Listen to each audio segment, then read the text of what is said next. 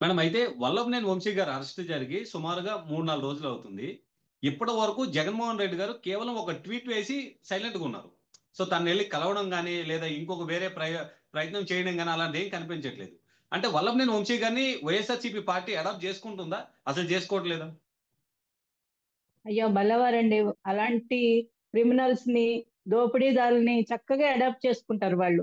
మంచివాడు, ఓకే. సౌమ్యుడు, చాలా ప్రజలకి మేలు చేస్తాడని భుజం తట్టి మరీ ప్రోత్సహిస్తారు. అందులో అవును. 100% ఎలక్షన్ డౌటే ప్రచారంలో లేదండి. అవన్నీ చేశారాయన ఆల్రెడీ. రేపొస్తున్నారట జగన్మోహన్ రెడ్డి గారు. జైలు దగ్గరికి వెళ్లి పరామర్శిస్తారంట. జగన్మోహన్ హ్మ్. రెడ్డి గారికి కోడికత్తి శ్రీను విషయంలో ఆ కోర్టుకి వెళ్లి హాజరవ్వడానికి టైం దొరకలేదు. ఎందుకంటే పాపం దళితుడు. ఎటువంటి రాజకీయ బ్యాక్‌గ్రౌండ్ లేని వ్యక్తి. ఆ అబ్బాయి దగ్గరికి వెళ్ళడానికి టైం దొరకలేదు కేసు కోసం. తన మీదున్న కేసులకు వాయిదాలకు వెళ్ళడానికి టైం దొరకట్లేదు. జగన్మోహన్ రెడ్డి గారు బెంగుళూరు నుంచి కానీ ఆంధ్రప్రదేశ్‌కి కడపలో జరిగే ఊడిపడ్డారంటే పెళ్లిళ్ళకి వాటికెళ్ళడానికి టైం ఉంటుందంటారా మ్యామ్? అన్నిటికీ ఉంటది సార్. ఆ! ఆంధ్రప్రదేశ్‌లోకి వచ్చారంటే అనకూడదు కానీ ఏదైనా శవం కనిపిస్తే, ఏదైనా చావు జరిగితేనో, లేదంటే వాళ్ళ ఆ! పార్టీ నాయకులు ఎవరైనా జైలుకి వెళ్తేనో, ఈ 2 కారణాలుంటేనే ఆయన కనిపిస్తారండి ఆంధ్రప్రదేశ్‌లో. హ్మ్. లేదంటే బెంగుళూరు ప్యాలెస్‌కే పరిమితం అయిపోతారు. ఇప్పుడు జోగి రమేష్ అరెస్ట్ అయినా, లేదు ఈరోజు వల్లభనేని వంశీ అరెస్ట్ అయినా, వాళ్ళ నాయకులు అరెస్ట్ అయితే జైలు దగ్గరికి వెళ్ళడానికి సమయం దొరుకుతుందండి. హ్మ్. అంతేగాని ప్రజల తరపున ఏ రోజన్నా వచ్చి మాట్లాడారంటే అక్కడ కూడా అంటే ప్రజలు కష్టాల్లో ఉన్నప్పుడు వచ్చినప్పుడు మాట్లాడినా రాజకీయాలే. మేమున్నప్పుడు ఆ హ్మ్. పథకాలిచ్చాం, మేమున్నప్పుడు ఈ పథకాలిచ్చాం. పథకాల గురించి మాట్లాడతారు తప్ప, కష్టంలో ఉన్నారు కదా! నా జేబులోంచి ఇంత డబ్బులిస్తానని ఏ రోజు రాదండి ఆయన నోటి వెంట. హ్మ్. ఖచ్చితంగా ఇప్పుడు వల్లభనేని వంశీ గారి వెనక వైసీపీ ఉంది. ఎవరైతే కేస్ పెట్టారో హ్మ్. టీడీపీ ఆఫీస్‌లో సత్యవర్ధన్. పనిచేసే వ్యక్తి అతన్ని అవును. కిడ్నాప్ సత్యం. కూడా చేశారు కదా! కిడ్నాప్ చేశారు. అదంతా విజువల్స్ అంతా సీసీటీవీ ఫుటేజ్‌లో దొరుకుతూనే ఉన్నాయి. ఖచ్చితంగా ఆ! అన్నీ బయటకొస్తాయి సార్.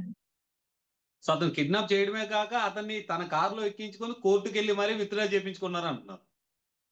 కోర్టుకి వెళ్లారు. కోర్టులో ఆయన విత్‌డ్రా చేసుకొని బయటకొచ్చిన తర్వాత మళ్ళా అదే కార్‌లో తీసుకొని హైదరాబాద్‌లో హ్మ్. ఉన్న వంశీ ఇంటికి తీసుకొనొచ్చి మళ్ళీ అక్కడి నుంచి మన్నాడు తీసుకొనొచ్చి ఇదంతా హ్మ్. ఇప్పుడు వీళ్ళు ఆ వ్యక్తిని బెదిరించొచ్చు, ఆ కుటుంబాన్ని బెదిరించొచ్చు, ఇంకేదైనా చేయొచ్చు కానీ టెక్నికల్‌గా ఉన్న సాక్ష్యాలనైతే చెప్పేయలేరు కదా! ఖచ్చితంగా అవును. దొరుకుతారు. అవును. సో, ఈ విషయంలో జగన్మోహన్ రెడ్డి గారి స్టాండ్ ఎలా ఉండబోవచ్చు? క్రిమినల్ స్టాండే జగన్మోహన్ రెడ్డి గారి స్టాండ్ అండి.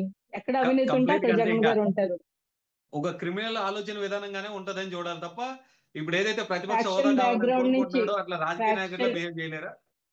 లేదండి. ఫ్యాక్షన్ బ్యాక్‌గ్రౌండ్ నుంచి వచ్చిన వ్యక్తి అయినప్పటికీ కనీసం రాజకీయాల్లోకొచ్చిన తర్వాతైనా ఆయన ఆలోచన విధానం మారి, ప్రజల వైపు అవును. మాట్లాడి, ప్రజల తరపున ఏదన్నా చేద్దాము అనే ఆలోచన ఉండుంటే, ఆ రాజకీయ నాయకుడి లక్షణాలు వేరేగా ఉంటాయి. వాళ్ళ మాటలు వేరేగా ఉంటాయండి.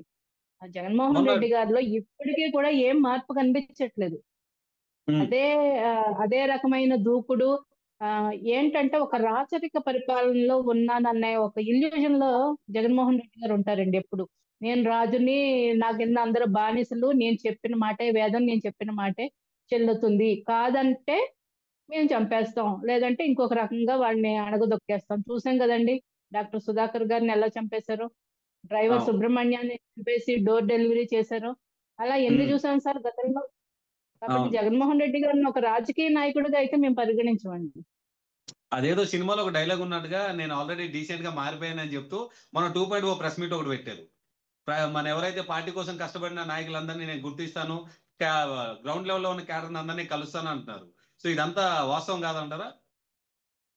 అందరూ వెళ్ళిపోతున్నారు కదా సార్ పార్టీలో. ఈ ఈ రోజు ఉన్న నాయకుడు రేపు పొద్దుట తెల్లారికల్లా ఆ నాయకుడు ఉంటాడో లేదో అనే డౌట్‌గా ఉంటుంది. విజయసాయి అవును. రెడ్డి లాంటి నాయకులే వదిలేసి వెళ్ళిపోయారు. అవును. రైట్. వైసీపీకి ఇంక భవిష్యత్తు లేదని అర్థమైపోయింది అందరికీ. సో, సో, తన ఇప్పుడు ఫ్యామిలీకి ఉన్న అంత కార్యకర్తల్ని సన్నిహితంగా ఉన్నటువంటి విజయసాయి రెడ్డి గారే రాజకీయాల నుంచే సన్యాసం తీసుకున్నారు కంప్లీట్‌గా. జగన్మోహన్ రెడ్డి గారు మరి ఆయన చెయ్యి మామూలు చెయ్యి కాదండి. ఆయనతో పాటు రాజకీయాలు ఎవరు చేసినా ఇంకంతే. అలాగే కార్యకర్తలు ఇంకా ఎక్కడ వదిలి వెళ్ళిపోతారో అనే భయంతోటి వాళ్ళని నిలుపుకోవడానికి 2.0 వచ్చాను, 3.0 వచ్చాను అని పిట్టకథలు చెప్తున్నారు ఆయన ప్రెస్ ముందుకొచ్చి. అయినా కార్యకర్తలు తెలివైన కార్యకర్తలు ఇప్పటికే వైసీపీ నుంచి వదిలి వెళ్ళిపోతున్నారు. వాళ్ళకి అర్థమవుతుందండి. అవును.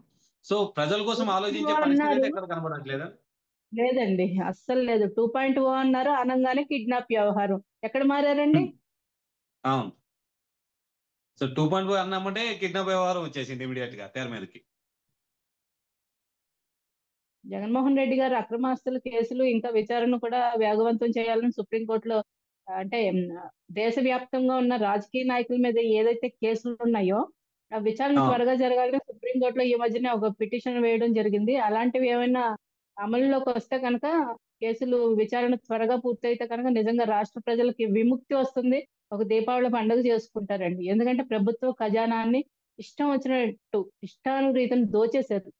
గత 5 ఏళ్లలో మనం చూసుకుంటే మైనింగ్ కానీ, అవును. ల్యాండ్ కానీ, శాండ్ కానీ, లిక్కర్ కానీ, ఒకటేంటి సార్, అన్నిట్లో ఉమ్. అన్ని రంగాల్లో మొత్తం దోచేసి జీరో బడ్జెట్ మొత్తం ప్రభుత్వ ఖజానాన్ని జీరో చేసి మన చేతిలో చిప్పపెట్టేసి వదిలేశారు సార్. ఇప్పుడు అటువంటి పరిస్థితుల్లో ఉన్న రాష్ట్ర ప్రభుత్వాన్ని నడిపించడం ఒక ఎత్తు అయితే, అభివృద్ధి ఉమ్. చేయడం ఇంకో ఎత్తు.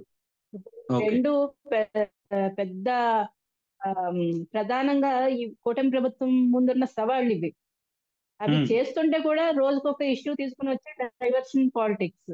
ఈ డైవర్షన్ ఓకే. పాలిటిక్స్ ప్రజలందరికీ అర్థమైపోయింది. మరి ఎప్పుడో ఆ అవేర్నెస్ వచ్చేసింది. ఒక జనరేషన్ మారిపోయింది. వీళ్ళు ఉమ్. చెప్పినవన్నీ సాక్షి టీవీలో కూర్చుని కొంతమందిని పిలుస్తారు సార్. సాక్షి టీవీలో వాళ్ళ ఆస్థాన పత్రికలో, ఆస్థాన అవును. మీడియాలో కొంతమంది కూర్చుని రోజు డబ్బా కొడతా ఉంటారు. అవి సో నమ్మే అప్పట్లో రాజరికం పరిస్థితులు పాలన పోయినాయి ఉన్నప్పుడు కదా. ఆస్థాన కవులు ఉన్నట్టుగా నిజానిజాలు ఇప్పుడు వీళ్ళని తయారు తెలుసుకున్నాయి. చేసుకున్నారు. ఆ, భజన భజన గత అవును. అసెంబ్లీలో కూడా అదే చూసాం కదా సార్. జగనన్న అవును. నువ్వు అంతటోడివి, జగనన్న నువ్వు ఇంతటోడివి, ఇదే భజన. భజన అవును. ప్రజలకు అర్థమైంది సార్. వీళ్ళు డప్పు వీళ్ళే కొట్టుకుంటున్నారు, ప్రజలకు చేసేది ఏమీ లేదు.